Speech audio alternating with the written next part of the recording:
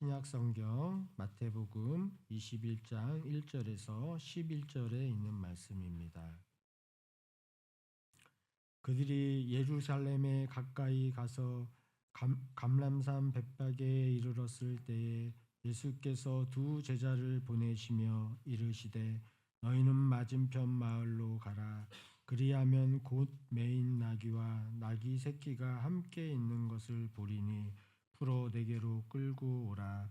만일 누가 무슨 말을 하거든 주가 쓰시겠다 하라. 그리하면 즉시 보내리라 하시니 이는 선지자를 통하여 하신 말씀을 이루려 하심이라. 일러스되 시온 딸에게 이르기를 내 왕이 내게 임하나니 그는 겸손하여 나귀 곧 멍에 매는 짐승의 새끼를 탔도다 하라 하였느니라. 제자들이 가서 예수께서 명하신 대로 하여 나귀와 나귀 새끼를 끌고 와서 자기들의 겉옷을 그 위에 얹음에 예수께서 그 위에 타시니 무리의 대다수는 그들의 겉옷을 길게 펴고 다른 이들은 나뭇가지를 베어 길에 펴고 안에서 가고 뒤에서 따르는 무리가 소리 높여 이르되 호산나 다윗의 자손이여 찬송하리로다. 주의 이름으로 오시는 이여 가장 높은 곳에서 호산나 하더라. 예수께서 예루살렘에 들어가시니 온 성이 소동하여 이르되 이는 누구냐 하거늘 우리가 이르되 갈릴리 나사렛에서 나온 선지자 예수라 하니라. 아멘. 겸손의 왕 예루살렘에 오시다. 겸손의 왕 예수께서 예루살렘에 오셨듯 오늘 이 자리에 함께하여 주시는 줄 믿습니다. 오늘은 고난주간이 시작되는 종려주일입니다. 전통적으로 이날은 예수님께서 예루살렘에 입성하신 날을 기념하면서 종려나무 가지를 흔들며 호산나 외쳤던 사람들을 기억하게 됩니다. 그때 그 사람들은 왕을 맞이하듯 예수님을 환영했습니다. 오늘 이 시간 우리 성도들이 만왕의 왕이시요 만주의 주가 되신 우리 예수님을 환영하는 마음으로 그분의 이름을 높이는 이 시간 되시기를 예수님의 이름으로 축복합니다. 호산나 외쳤던 그때의 그 군중들의 그 소리와 같이 우리 성도들도 예수님을 호산나 외치면서 맞이하시는 복된 시간 되시기를 예수님의 이름으로 축복합니다. 그분은 우리에게 겸손의 왕으로 오셨습니다. 우리가 그 말씀을 묵상하면서 우리가 어떤 자세로 주님을 맞이하여야 하는지에 대하여 함께 나누며 함께 은혜를 받고자 합니다. 첫 번째 우리에게 주시는 말씀은 왕이시되 겸손하게 오신 예수님이시라는 것입니다. 1절부터 5절 말씀이 우리에게 그것을 확인시켜 주고 계십니다. 함께 합독해 보겠습니다. 시작.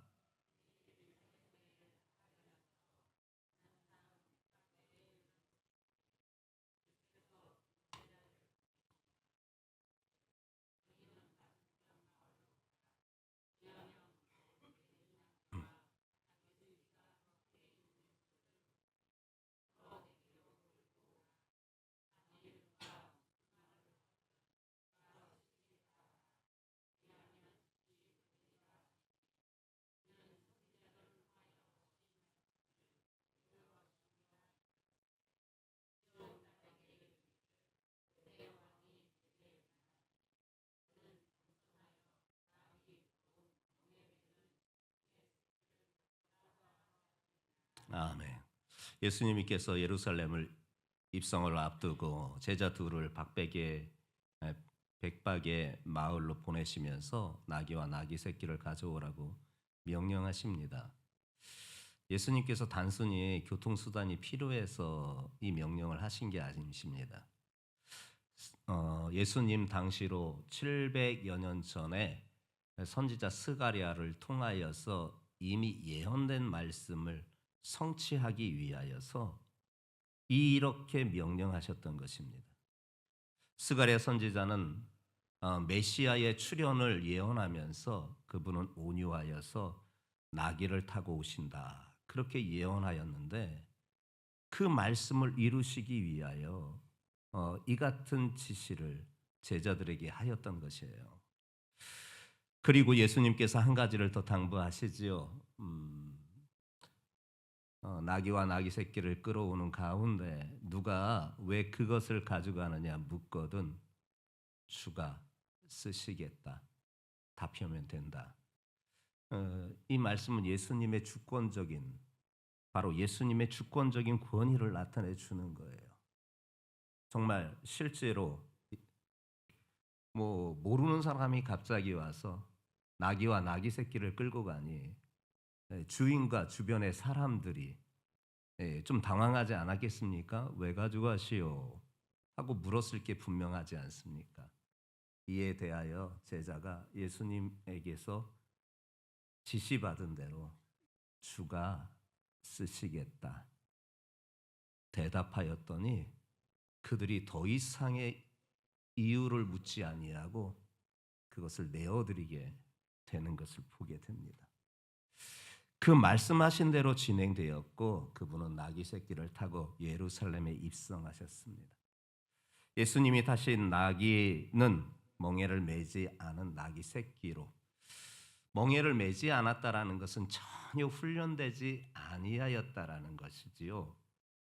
당시에 전혀 훈련되지 않은 나귀 새끼는 주로 정결 예식의 도구로 쓰이기 위하여 준비됐던 것입니다. 즉 이것은 상징적인 것이었어요. 예수님께서 바로 정결 그 자체이시다라는 것을 바로 말씀해 주시고 있는 것이에요. 사람들의 기대와는 조금 다른 모습이었습니다. 고대 근동 그 당시나 지금도 왕들은 아주 멋진 정복을 차려입고 말을 타고 아니면 마차를 타고 아니면 병거를 타고 백성들 앞에 등장하여서 그 자신의 힘과 권력을, 권위를 그렇게 자랑하거든요. 그런데 예수님이 타신 것은 말이 아니라 나귀예요. 그것도 새끼. 이런 사례가 없지는 않았습니다. 왕들이 가끔 나귀를 타고 그렇게 입성하는 일도 있었습니다. 고대 근동에는. 그런 경우는 평화의 메시지를 전달하기 위하여 나귀를 타고 왕이 그렇게 행차를 하는 사례도 있었습니다. 즉 무슨 말이냐? 세상의 왕들은 말을 타고 아주 멋진 정복을 입고 아주 멋진 무기를 들고 자기의 힘과 자기의 권력과 자기의 권위를 드러내는 모습으로 등장하지만 예수님은 평화의 메시지를 전하기 위한 평화의 왕으로, 그리고 새끼 나귀를 타는 모습에서 그분의 겸손의 모습으로, 즉 평화와 겸손의 왕으로 오셨다라는 것입니다. 예수님은 세상의 힘과 권력이 아니라, 권위가 아니라 평화와 겸손의 모습으로 다스리는 왕으로 오셨던 것입니다. 빌립보서 2장 6절부터 8절은 우리에게 이렇게 일러주고 계십니다. 그는 근본 하나님의 본체시나 하나님과 동등됨을 취할 것으로 여기지 아니하시고 오히려 자기를 비워 종의 형체를 가지사 사람들과 같이 되셨고 사람의 모양으로 나타나서 자기를 낮추시고 죽기까지 복종하셨으니 곧 십자가에 죽으심이라. 여러분, 그분은 근본 하나님의 본체셨어요. 하나님과 동등된 분이셨어요. 근데 그거 안 취하셨어요. 오히려 자기를 비워 낮추시고 사람들과 같이 되셔서 사람의 모양으로 나타나 그렇게 자기를 낮추실 뿐만 아니라 죽기까지 복종하셨어요. 그 복종이 이루어짐이 바로 십자가입니다. 십자가의 죽음이었던 것입니다. 하나님의 아들이신 예수님은 철저히 평화의 왕으로, 겸손의 왕으로 이 땅에 오셨던 것이에요. 여러분 영적인 감동이 있습니까? 여러분들이 원하는 왕은 어떤 모습입니까? 힘이 있고 권력이 있고 권위가 있고 멋진 무기를 가지고 휘두를 수 있는 막강한 그런 왕을 기대하십니까? 아니면 평화와 겸손의 모습으로 비춰지는 그런 왕을 여러분들은 기대하십니까? 사람들은 대부분은 전자에 해당되는 왕을 기대합니다. 그런 왕이 영웅으로 추앙받고 그런 왕을, 그런 주권자를 세상은 바랍니다. 여러분은 어떤 왕을 원하십니까? 여러분들의 삶에 여러분들을 과연 어떤 왕을 원하십니까? 세상의 관념에서 보여주는 그런 왕을 기대하십니까? 아니면 그와는 정반대의 길을 가셨던 평화와 겸손의 참 모델 되신 예수님 그 왕을 기다리십니까? 영국인이 가장 사랑한 엘리자베스 2세 여왕이 2022년 9월 8일 날 승하하였다고 영국 정부가 발표를 하였습니다. 영국이 국상을 치르면서 영국인들이 가장 사랑하였기 때문에 영국 전체가 정말 울음바다가 될 정도로 정말 큰 그들에게는 충격적인 사건이었습니다. 그래서 긴 시간 동안 장례를 하면서 수많은 사람들이 문상을 하게 되었고 그것이 전 세계에 그대로 방영되었고 전 세계에 유명한 사람들 또한 문상을 가게 되었던 것을 우리는 기억합니다. 그분에 대한 일화가 참 많아요. 감동을 주는. 한 번은요, 이 여왕 엘리자베스 2세가 한 시골 마을을 방문했거든요. 그런데 그 시골 마을에 특별한 행사가 있었던 것도 아니고 특별한 의식도 왕이 행차하면 어떤 의식이 좀 있어야 되는데 그런 의식도 없었어요. 그리고 왕을 맞이하려고 하면 그 맞이하는 사람들이 그래도 어떻게 잘 깨끗하게 차려 입어야 되는데 너무 대부분의 사람들이 평범한 옷차림에 행사장도 참 흐름해 보이는 그런 곳을 방문하게 되었습니다. 경호원들과 수행원들은 격식 있는 그 복장을 입고 있었는데 놀라운 것은 그 여왕이 일부러 일반 서민들이 입는 그런 옷을 착용하고 모자를 하나 쭉 쓰고 조용히 그 행사장의 사람들 속에서 하나님 앞에 예배를 같이 드렸습니다. 예배를 마치고 나오는데 기자가 묻습니다. 폐하께서 왕의 권위를 가지고 왕의 권위를 상징하는 의복과 장식을 착용하여야 하는데 이렇게 해도 괜찮습니까? 여왕에게 기자가 질문을 합니다. 여왕이 대답합니다. 오늘 나는 한 나라의 왕으로 이곳에 온 것이 아니라 하나님 앞에 선 한 사람으로 온 것이다. 그분 앞에서 나는 한 사람의 신자일 뿐이다. 그 기사가 대대적으로 방영이 되었을 때 사람들은 큰 감동을 또 받았고 또다시 그에 대한 존경심을 그렇게 표하게 되었던 많은 일화 가운데 한 사례였어요. 여러분, 그저 한 나라의 왕이 보여주는 이 같은 태도도 사람들에게 감동과 존경심을 일으키는데, 여러분 예수님을 한번 떠올려 보세요. 그분은 만왕의 왕이시고 만주의 주가 되셔요. 그런 분이 이 세상에 오셨을 때 세상의 화려함을 거부하셨어요. 정말 겸손의 모습으로 우리 곁에 오셨어요.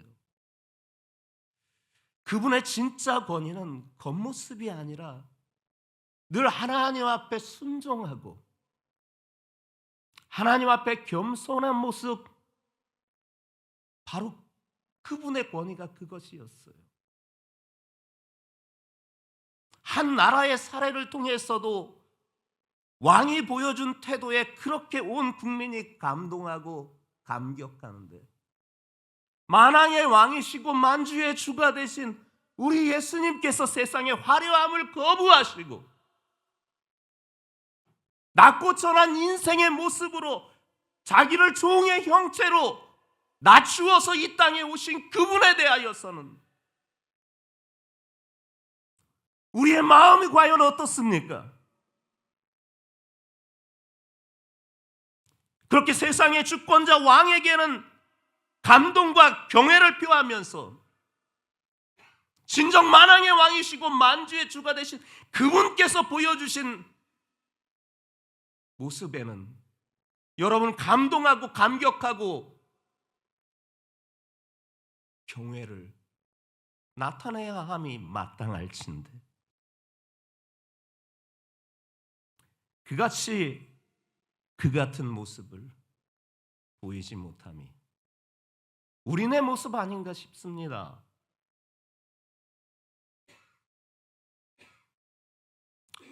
여러분 어떤 왕을 맞이할 준비를 하고 있습니까? 세상의 왕은 말을 타고 멋진 무기를 들고 멋진 정장을 차려입고 자신의 권위와 힘과 권력을 자랑하고 그렇게 등장하는 왕이 여러분들이 기대하는 왕이십니까? 아니면 하늘 보좌를 버려두고도 만왕의 왕이시고 만주의 주가 되신데 그 하늘 보좌를 버려두시고 낮고 천한, 그것도 가장 낮은 자리에 임하셔서 평화의 왕으로 오시고 겸손의 왕으로 오신 그분을 기대하십니까? 그분은 지금도 우리에게 말씀하십니다. 주가 쓰시겠다. 여러분에게 지금 말씀하십니다. 내가 너를 쓰겠다. 내가 너의 가정을 쓰겠다. 내가 너의 삶을 쓰겠다. 내가 너의 하루를 쓰겠다. 그분의 요청 사항에 여러분들은 어떻게 반응하실 것입니까? 그분이 겸손의 길을 걸어가시고 하나님 앞에 순종의 길을 걸어가셨듯이 그분이 요구하시는 대로 나귀의 주인이 아무 이유 없이 그 말에 순종하여 내어드렸던 것처럼 여러분들의 삶을 내드릴 수 있습니까?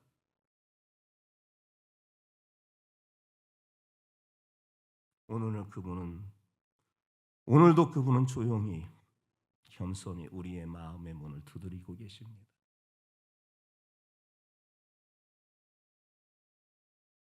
사람들이 외쳤습니다. 호산나라고요. 6절부터 9절 말씀 우리에게 확인시켜주고 있습니다. 함께 합독하며 확인해 보겠습니다. 시작.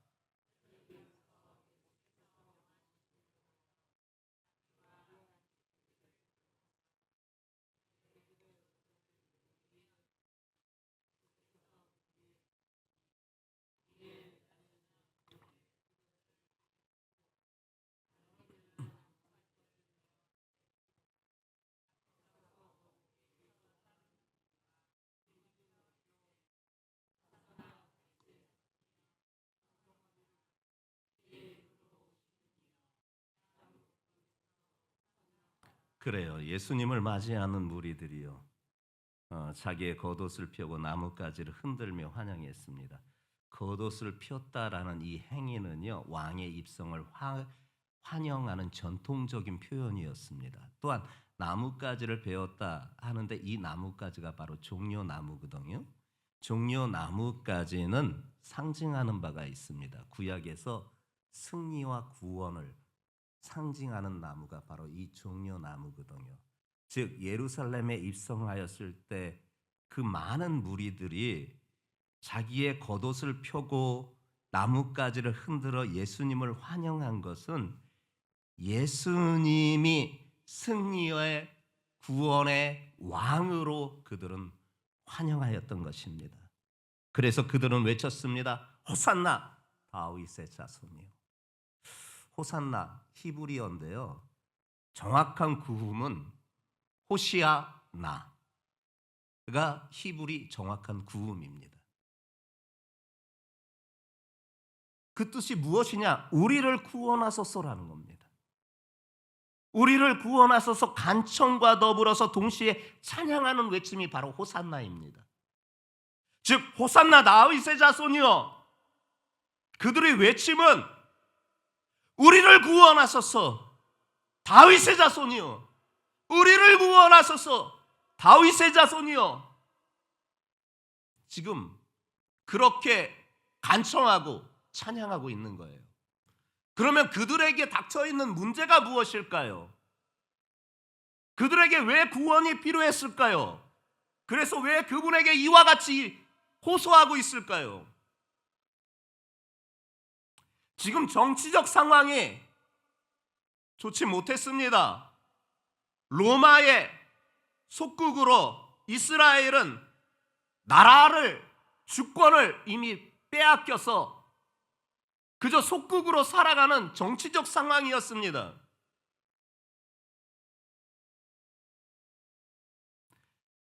그들은 기다렸던 메시아는 바로 이런 정치적 문제에서 해방시켜줄 바로 그런 메시아를 기다리고, 그를 통하여 이 로마를 무너뜨리고 이스라엘의 주권이 회복하고 이스라엘의 영토가 회복되고 이스라엘의 국민이 회복되기를 기대하는 바로 호산나 이 다윗의 자손이요, 우리를 구원하소서 다윗의 자손이요, 그렇게 외쳤던 것입니다.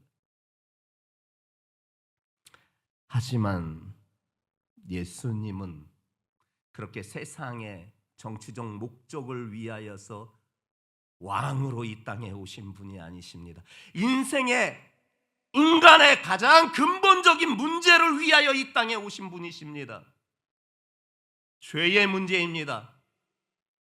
하나님과 나와의 단절을 이루게 한 이 근본적인 문제, 이 죄의 문제 때문에 그렇습니다.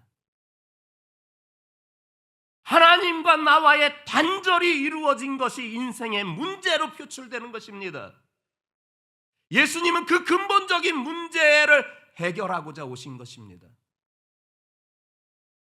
죄의 문제는 결국 어디로 귀결되느냐? 사망으로 끝나는 것입니다. 그리고 그 사망은 어디에 인생이 가느냐? 지옥으로 끝나는 것입니다. 이 인생의 근본적인 문제를 해결하시고자 그들의 기대하는 바는 정치적 메시아였으나 예수님은 그 인간의 근본적인 문제를 해결하시는 참 메시아, 죄의 문제, 사망의 문제, 지옥에 갈 수밖에 없는 이 문제를 해결하시고자 이 땅에 오신 참 왕이십니다. 예수님은 오늘도 우리의 왕으로 입성하십니다. 우리의 가정에도, 우리의 일터에도, 교회에도 예수님을 나의 삶의 왕으로 맞이하고 계십니까? 여러분은 그분을 왕으로, 정말 참된 왕으로 그분을 환영하고 있습니까?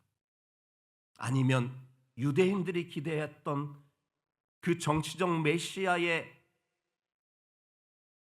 사람의 기대와 사람의 바램처럼 그분을 그런 메시아로 여러분들은 그분을 기대하고 기다리고 계십니까? 내가 원하는 방식대로, 내가 원하는 대로 응답해 주시고 내 입맛에 맞는 왕으로 그분을 기대하고 계십니까? 예수님은 우리의 기대를 넘어서 우리 인생의, 우리 인간의 근본적인 문제를 해결하시는 참된 왕이신 줄 믿습니다. 알아요. 여러분들이 지고 있는 인생의 무게, 그 책임이 얼마나 무거운지. 그래서 우리도 이들 무리처럼 우리를 구원하소서 다윗의 자손이요, 그분 앞에 기도하는 것도 이해합니다. 그리고 그분은 그것을 다 듣고 계시지요. 그러나 정말 중요한 건 내 죄 문제 해결해 주셔야 합니다.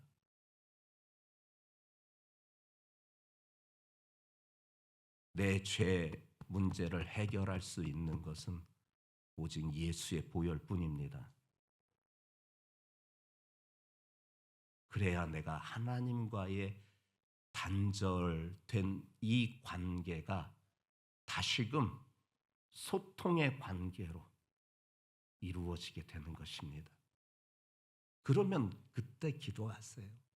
호산나 우리를 구원하소서 하면 소통이 원활해졌는데 당신의 자녀들의 고단한 삶에 그 무게를 아시는 그분께서 왜 가만히 있겠습니까? 이 호산나라는 이 외침의 단어가 어디에서 나오게 되느냐? 시편 118편 25절부터 26절의 말씀에서 등장하게 되었습니다. 시편 118편 25절과 26절의 말씀입니다. 여호와여 구하옵나니 이제 구원하옵소서. 여호와여 우리가 구하옵나니 이제 형통하게 하옵소서. 여호와의 이름으로 오시는 자가 복이 있으며 우리가 여호와의 집에서 너희를 축복하였도다. 여러분, 오늘 간절한 마음으로 인생의 고단함을 가지고 육신의 경약함을 가지고 삶의 무거운 짐을 가지고 나오신 여러분들, 제일 먼저는 내 죄가 해결돼야 돼요. 예수여, 오늘도 주의 보혈이 내 정수리서부터 내 발 뒤꿈치까지 성령의 불로 뿌려지게 하여 주시옵소서. 나의 죄가 깨끗이 도말된 줄 믿습니다. 그 같은 은혜가 여러분들에게 있기를 예수님의 이름으로 축복합니다. 그리고 예수님을 위해 겉옷을 펴드립시다. 이 겉옷에 상징하는 바가 있었어요. 체면이었고요, 안정적인 것이었고요, 생각이었고요, 자존심이었고요, 권리였어요. 이 겉옷이 상징하는 바가 바로 이거예요. 나의 체면 따위, 나의 안정 따위, 나의 생각 따위, 나의 자존심 따위, 나의 권리 따위, 이런 거 예수님 앞에 다 펼쳐놓읍시다. 그분이 왕으로 맞이하는 자의 자세는 그 겉옷을 길에 펴드려야 하는 것입니다. 믿음의 겉옷을 펴드리는 자가 진정한 믿음의 용기가 있는 사람인 것이에요. 사람이 가장 못 놓는 게 바로 이게 체면 아닙니까? 자기의 안정적인 것 아닙니까? 자기의 생각도 마찬가지고 자존심 내려놓기 쉽지 않잖아요. 권리 내려놓기도 쉽지 않잖아요. 예수님을 위하여서 그분을 왕으로 맞이하는 자로서 그것을 길에다 펼쳐놓을 수 있는 믿음의 용기가 있는 믿음의 사람 되시기를 예수님의 이름으로 축복합니다. 한 나라의 대통령이 한 도시를, 조그만 소도시를 갔어요. 근데 깜짝 놀랐어요. 마을 주민들이 대통령을 맞이하기 위하여서 준비해야 되는데 준비가 전혀 안 된 거예요. 그 소위 말하는 붉은 카페트도 없고요. 화려한 장식도 없었어요. 어떡하지 하다가 그 마을 사람들이 안 되겠다.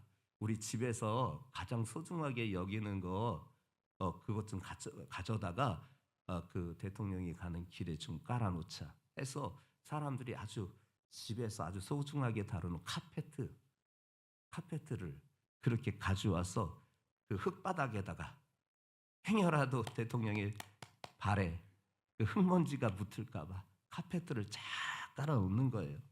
어떤 사람은 담요도 깔아놓고요. 기자가 물어요. 왜 그렇게 집안에서 소중하게 사용되는 그것을 그렇게 깝니까? 한 노인이 얘기합니다. 우리 마을에 이런 분이 오신 건 처음입니다. 왕 같은 분이 우리에게 오셨는데 우리가 가진 걸 길에 펴는 것은 당연한 거 아니겠습니까? 예수님이 우리의 삶에 오실 때 여러분들은 어떤 자세이겠습니까? 우리의 겉옷을, 즉 우리의 체면도, 우리의 안정도, 우리의 생각도, 우리의 자존심도, 우리의 권력도, 우리의 권리도 능히 왕으로 오시는 그분을 위해서 펼쳐놓을 수 있는 믿음의 사람들, 그렇게 참된 왕이신 예수님을 맞이하는 성도들 되시기를 예수님의 이름으로 축복합니다. 근데요, 이렇게 아름다운 광경 가운데 그와는 반대의 모습을 가진 사람들이 등장합니다. 자, 이 사람이 누구냐?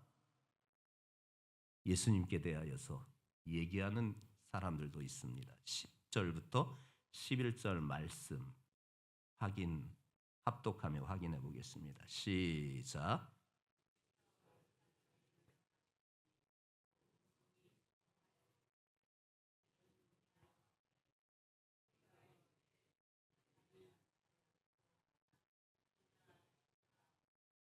예수님이 입성은 예루살렘 전체에 뒤흔드는 사건이었습니다. 사람들이 막 소동이 났어요. 그들 가운데 누가 물어요. 이는 누구냐? 이 사람 누구냐? 단순히 예수님께 대한 정보를 얻기 위한 게 아니에요. 예수님의 존재, 그분의 정체성에 대해서 묻고 있는 거예요. 이에 대해 누군가 답변해요. 갈릴리 나사렛에서 온 선지자 예수다. 그 사람의 답변은요, 예수님에 대한 일부분만 알았던 거예요. 그들은요, 예수님이 왕이시고 하나님의 아들이시고 메시아이시라는 본질적인 고백이 없고 단순히 선지자이다 라는 고백만 있었던 거예요. 이 질문은 오늘 우리에게도 여전히 중요한 질문입니다. 예수가 누구이신가?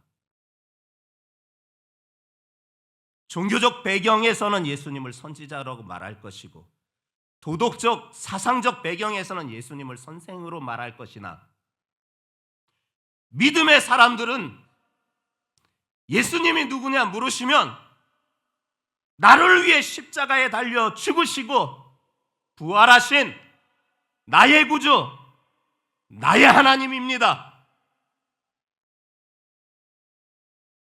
고백하게 될 것입니다. 여러분의 신앙은 어디에 이르렀습니까? 이 고백에 이르렀습니까? 예수님께서 제자들을 모아놓고 한 번은 묻지 않습니까? 너희는 나를 누구라 생각하느냐? 베드로가 그때 말하지 않습니까? 마태복음 16장 16절에 주는 그리스도시요 살아계신 하나님의 아들이시니이다.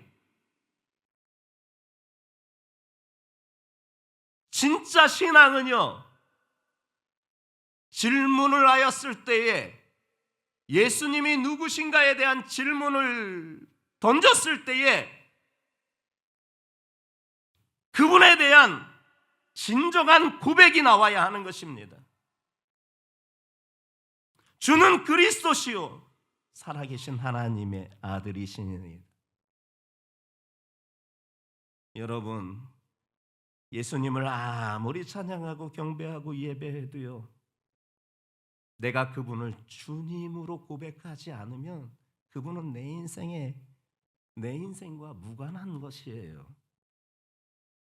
이 사람이 누구냐?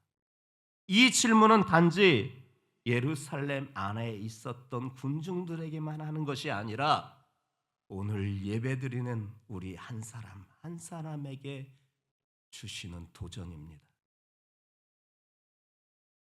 그리고 우리의 삶은 이 질문에 대한 삶의 고백으로 응답해야 합니다. 예수님은 내 인생의 구주십니다.